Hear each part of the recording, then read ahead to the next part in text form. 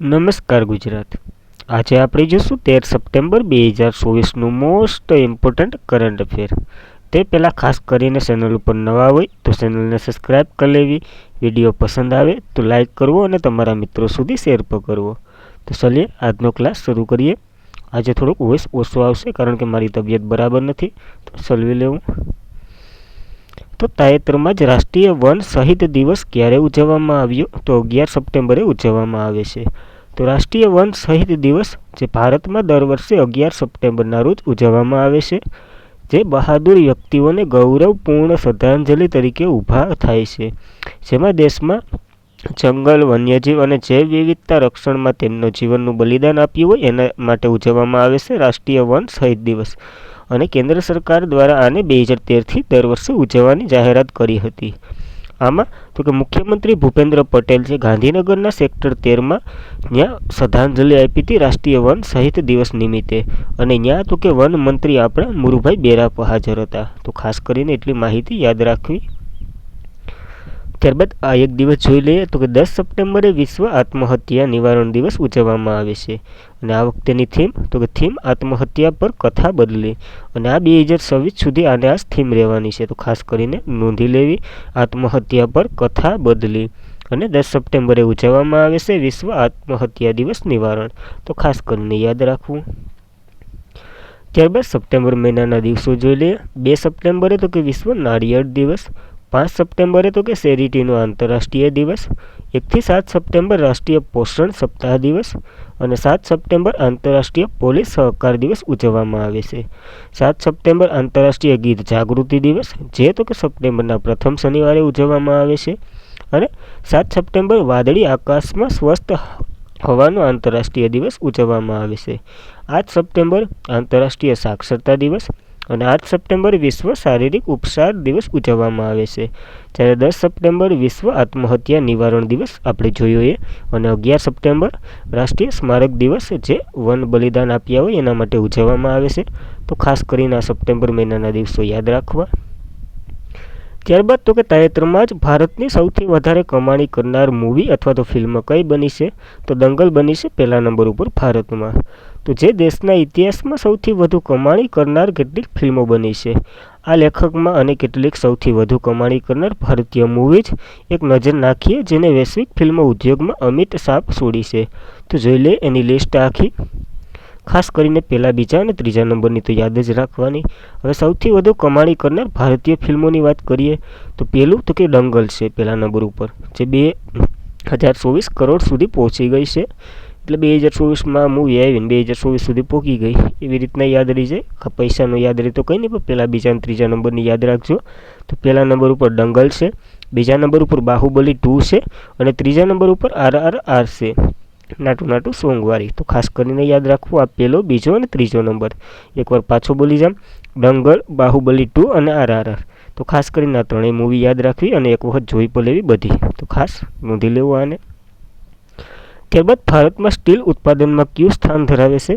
તો ભારત ચીન પછી બીજા ક્રમે છે, પહેલા નંબર ઉપર ચીન છે.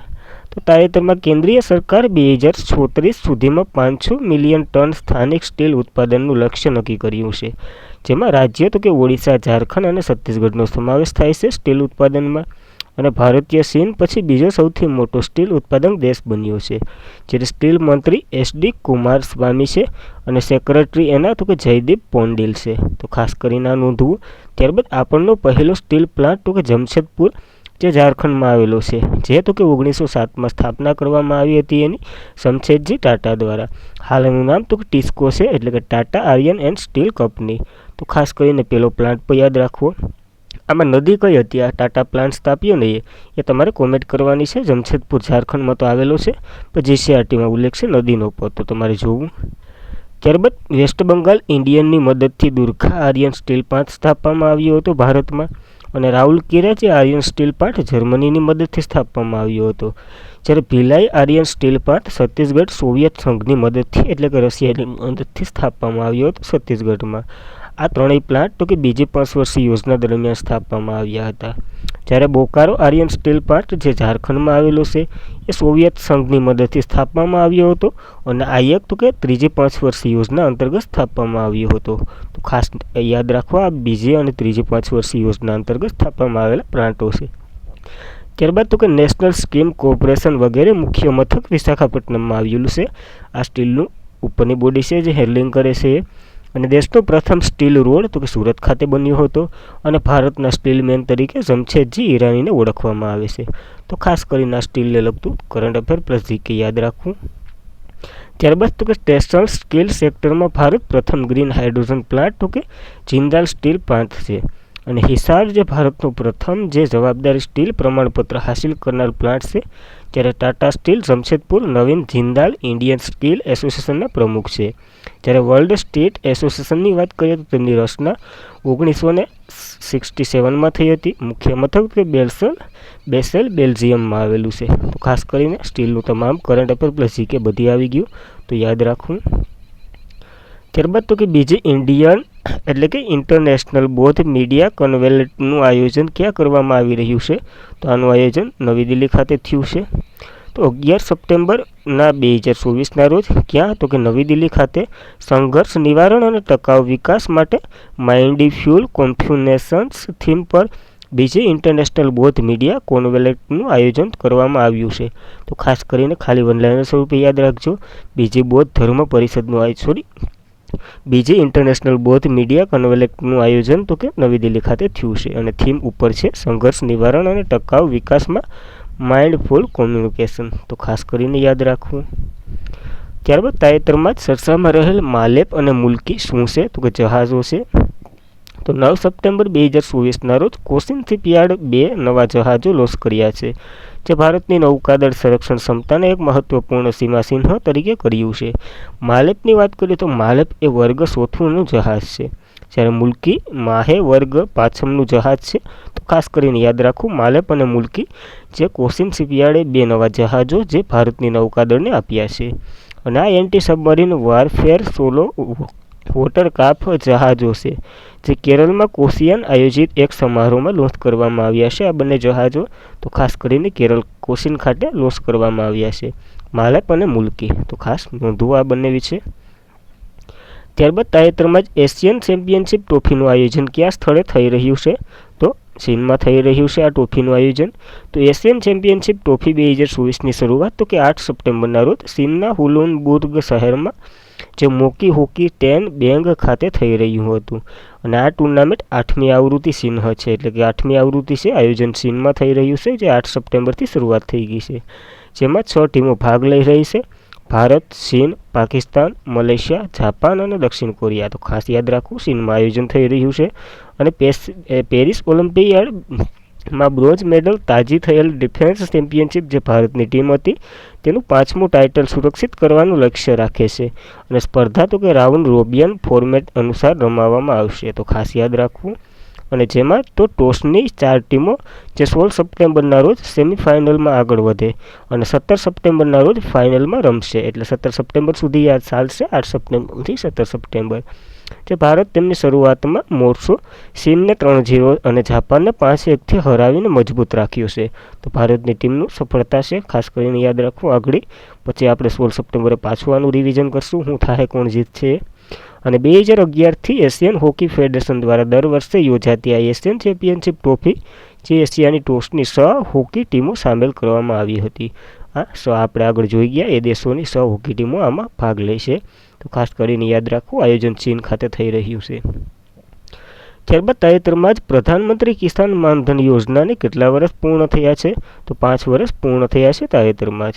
તો પીએમ નરેન્દ્ર મોદીએ રાંચી ઝારખંડ ખાતેથી 12 સપ્ટેમ્બર 2019ના રોજ શરૂ થયેલ પ્રધાનમંત્રી કિસાન માનધન યોજના જેને PMKMY સમગ્ર દેશમાં તમામ જમીન ધારકો નાના સીમાંત ખેડૂતોને એક સામાજિક સુરક્ષા પ્રદાન કરવાનું હતું અને આ સ્કીમના દરેક સબસ્ક્રાઇબરોને એટલે કે દરેક જે ધારકો આની લાભ લઈએ અને લઘુત્તમ પેન્શન રૂપિયાથી ખાતરી આપવામાં આવી હતી જે 60 વર્ષની ઉંમરે પહોંચી અને દર મહિને 3000 આપવામાં આવશે. આમાં એક ઉદાહરણ દ્વારા સમજીએ તો 10 રૂપિયા હું જમા કરું, 10 રૂપિયા સરકાર જમા કરે, એટલે બંને 50-50 જમા કરે. અને આના પછી તો કે તમારી જે ઉંમર 65-60થી વધી જાય અને તમને દર મહિને 3-3 હજાર જેટલું તમે નાખો એટલું, 10 રૂપિયા નાખો, 20 રૂપિયા નાખો, જેટલા તમે અહીંથી રૂપિયા નાખો ને એટલું સામે સરકાર તમને 50% નાખે. એટલે 10 રૂપિયા હું નાખું, 10 રૂપિયા સરકાર નાખે, એટલે ટોટલ 20 રૂપિયા જમા થાય. અને 60 વર્ષ પછી તો કે આ આપણા ખાતામાં પેન્શન સ્વરૂપે 3-3 હજાર મળે છે. આવી કંઈક સ્કીમ છે. કઈ સ્કીમ? તો કે પ્રધાનમંત્રી કિસાન માનધન યોજના. તો ખાસ યાદ રાખવી. આમાં ઉંમરની ક્રાઇટેરિયા તો કે 18થી 40 વર્ષ છે અને આના 5 વર્ષ પૂર્ણ થયા છે હમણાં જ 2019થી 2024 દરમિયાન. તો ખાસ ચર્ચામાં છે, તો યાદ રાખવું. ત્યારબાદ નેપાળી સેનાઓમાં 45માં આર્મી સ્ટાફ એટલે કે કોસ્ટ તરીકે સત્તાવાર રીતે કોણે શપથ લીધા છે? તો અશોક રાજ સિંગડેએ શપથ લીધા છે તાજેતરમાં જ. તો આજે એટલે કે રાષ્ટ્રપતિ કાર્યાલયમાં શીતલ નિવાસ આયોજન ખાતે એક ગૌરવપૂર્ણ અને મહત્વપૂર્ણ સમારોહમાં અશોક રાજ સિંગડે નેપાળી સેનાના 45માં આર્મી ચીફ એટલે કે સ્ટાફ તરીકે સત્તાવાર રીતે શપથ લીધા છે. તો નવા જે નેપાળની સેનાના 45માં આર્મી સ્ટાફ બન્યા છે કોણ? તો કે અશોક રાજ સિંગડે. તો ખાસ યાદ રાખવું નામ. અને આ મહત્વપૂર્ણ પ્રસંગે નેપાળના સૈન્ય નેતૃત્વ અને એક અધ્યક્ષ દર્શાવે છે, જેના શસ્ત્ર દળો પ્રત્યેક રાષ્ટ્રપતિ જેમની રેખાંકિત કરશે. આ વગેરે નથી યાદ રાખવું. ખાલી નવા અશોક રાજ સિંગડે નવા નેપાળી સેનાના 45માં આર્મી સ્ટાફ તરીકે સત્તાવાર રીતે શપથ લીધા છે એટલે બન્યા છે. તો ખાસ નોંધવું. ત્યારબાદ તો કે તાજેતરમાં જ નરેન્દ્ર મોદીએ 1893માં શિકાગો પરિષદ કોણે ભાષણની વર્ષગાંઠ નિમિત્તે ઉજવણી કરી છે? તો સ્વામી વિવેકાનંદનું જે 1893માં જે શિકાગો ખાતે ભાઈઓ બહેનોવાળું ભાષણ હતું એની ઉજવણી કરી છે નરેન્દ્ર મોદીએ. તો વડાપ્રધાન નરેન્દ્ર મોદીએ 1893માં શિકાગોની જે વિશ્વ ધર્મ સંસદમાં સ્વામી વિવેકાનંદ સીમાચિહ્ન ભાષણ જે 132મી વર્ષગાંઠની ઉજવણી કરી હતી. તો ખાસ કરીને વર્ષગાંઠ યાદ રાખવી 132મી છે. અને મોદીએ પ્રકાશિત થયું હતું કે વિવેકાનંદના સંબંધોમાં વૈશ્વિક પ્રસંગે કોઈ પણ એકતા, શાંતિ અને ભાઈચારો ભારતને કાલિતીત એટલે કે સંદેશ રજૂ કરવામાં આવ્યા હતા. અને તેમણે તો કે વિવેકાનંદ શબ્દને કાયમી અસર પ્રશંસા કરી હતી અને આ પેઢી સુધી તેમણે સતત પ્રેરણા માટે નોંધ લીધી છે. તો ખાસ કરીને યાદ રાખવું સ્વામી વિવેકાનંદનું જે ભાષણ 1893માં એમને બી પૂછાઈ ગયું કે શિકાગોમાં કોને ભાષણ કર્યું હતું, કયું ભાષણ કર્યું હતું, અત્યાર સુધીના પ્રશ્ન આ બધી જોઈ લેવા. ત્યારબાદ સ્વામી વિવેકાનંદની વાત કરીએ તો જન્મ 12 જાન્યુઆરી કયો દિવસ ઉજવવામાં આવે છે તે કોમેન્ટ કરો. 12 જાન્યુઆરી 1863ના રોજ તેમનો જન્મ કોલકાતા ભારતમાં થયો હતો. અને શિકાગો સ્પીડ તો કે 1893માં જે વિશ્વના ધર્મ સંસદ ને સંબોધિત કર્યું હતું. તો ખાસ યાદ રાખવું શિકાગોમાં આ પરિષદ આપી હતી. તો શિકાગો કયા દેશમાં આવેલું છે તમારે કોમેન્ટ કરવાની છે. ત્યારબાદ શ્રી પિયુષ ગોયલે 10મી સપ્ટેમ્બર કયા સ્થળે વેસ્ટ એક્સપ્રેસ હાઈવે પર અંકુલિત બ્રિજનું ઉદ્ઘાટન કર્યું છે? તો તાજેતરમાં પિયુષ ગોયલે 10મી સપ્ટેમ્બરના રોજ વેસ્ટ એક્સપ્રેસ હાઈવે પર અંકુલિત બ્રિજનું ઉદ્ઘાટન તો કે મુંબઈ ખાતે કર્યું છે. તો શ્રી પિયુષ ગોયલ જે આપણા કયા મંત્રાલયના મંત્રી છે તમારે કોમેન્ટ કરવાનું છે.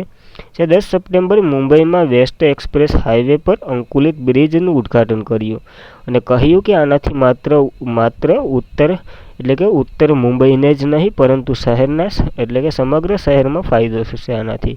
અને તેઓ ઉત્તર મુંબઈના સંસદ સભ્ય પણ છે. તો ખાસ કરીને યાદ રાખવું પિયુષ ગોયલ વચ્ચે. તો નરેન્દ્ર મોદી વારાણસીમાં હમણાં કંઈક ચર્ચામાં હતું, કોમેન્ટ કરો યાદ હોય તો. ત્યારબાદ થોડાક વનલાઈનર સ્વરૂપે જોઈ લઈએ તો ઇન્ટરનેશનલ સોલર એલાયન્સ એટલે કે ASAમાં સંપૂર્ણ સભ્ય તરીકે જોડાનાર નેપાળ 101મો દેશ સભ્ય બન્યો છે. તો ખાસ કરીને આપણા માટે આઈએમપી ગણાય. જે વિદેશ મંત્રાલયે કહ્યું કે નેપાળ 9મી સપ્ટેમ્બર નવી દિલ્હી ખાતે ઇન્ટરનેશનલ સોલર એલાયન્સનું તેનું પ્રમાણકરણનું સાધન સોંપ્યું છે અને 101મો દેશ બની ગયો છે જોડાનાર. તો આ ઇન્ટરનેશનલ સોલર એલાયન્સની વાત કરીએ તો તેમની રચના 2015માં થઈ હતી પેરિસ ફ્રાન્સ ખાતે COP21 દરમિયાન. જ્યારે આનું હેડક્વાર્ટર હરિયાણા ગુરુગ્રામ ખાતે આવેલું છે. એકમાત્ર સંસ્થાનું હેડક્વાર્ટર જે ભારતમાં આવેલું છે. અને 100મો દેશ તો કે પરાગ્વે બન્યો હતો અને 99માં સ્પેન બન્યો હતો. હાલ 101મો નેપાળ બન્યો છે. તો ખાસ કરીને દેશ યાદ રાખવો. ત્યારબાદ ઓડિશાના મુખ્ય પ્રધાન મોહન શરણ માંઝીએ ભારતમાં પ્રથમ સિલિકોન હાઇડ્રોજન ઉત્પાદન પ્લાન્ટનો સમારોહમાં હાજરી આપી હતી.